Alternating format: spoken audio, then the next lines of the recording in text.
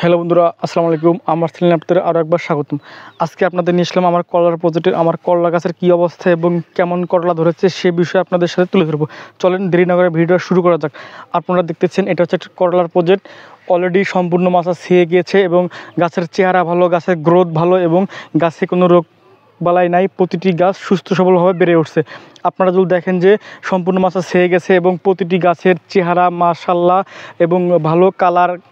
আপনারা যদি দেখতে পাচ্ছেন যে গাছের প্রতিটি শাখা প্রশাখা লম্বা হচ্ছে, প্রতিটি শাখা প্রশাখায় গিটে গিটে ফল চলে আসছে। আর যদি আপনারা দেখেন যে পাতার কালার মাশাআল্লাহ 100 পাতায় কোনো রোগ বালাই নাই। আপনারা যদি জানেন যে করলা গাছের পাতা দেখলে বোঝা যায় যে কোন গাছের রোগ হয়েছে এবং কোন গাছের রোগ হয়নি, আর কী কারণে রোগ হয়েছে সেগুলো সম্পূর্ণ দেখা যায়। আপনাদের অভিজ্ঞ চাষি হন তাহলে আপনারা করলা গাছের পাতার চেহারা দেখে বা কালার দেখে বুঝতে পারবেন যে এই রোগ বা এই ছত্রাকটি আক্রমণ করেছে। আপনার যদি নিচে দেখায় যে আমার করলার প্রজেক্টের কী অবস্থা এবং কী রকম করলা ধরেছে, চলেন আপনাদের নিচে আমি নিয়ে যাচ্ছি। আপনারা দেখতে পাচ্ছেন যে আমার এটা হচ্ছে নিচে, কারণ আপনারা জানেন যে করলা হচ্ছে নিচের ফল। আপনারা করলা যদি না ঝুলাই দেন নিচ পেশে তাহলে দেখবেন যে করলা চলবে না, বাঁকা হয়ে যাবে। আঁকা বাঁকা হলে করলা চলে না। আপনারা যদি দেখেন যে অলরেডি মাশাআল্লাহ প্রচুর করলা ধরেছে।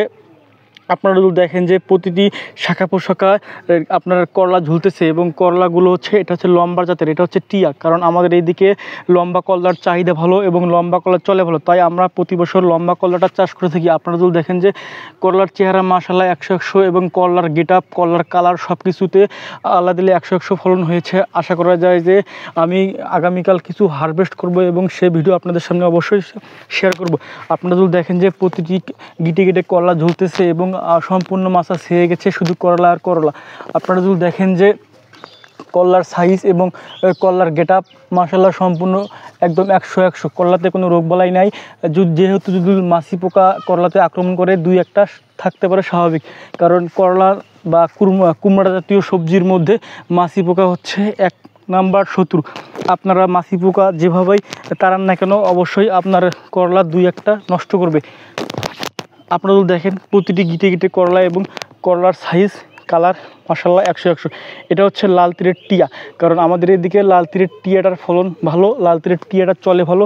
আর আপনাদের উপরে নিয়ে যাই, দেখেন যে প্রতিটি গাছের গ্রোথ ভালো, প্রতিটি শাখা প্রশাখাতে অলরেডি করলা চলে আসছে। আপনারা যদি দেখেন যে প্রতিটি শাখা প্রশাখার মধ্যে করলা চলে আসছে এবং আপনারা যদি জানেন যে যত দূর যাবে শাখা প্রশাখা তত দূর শুধু করলা আর করলা।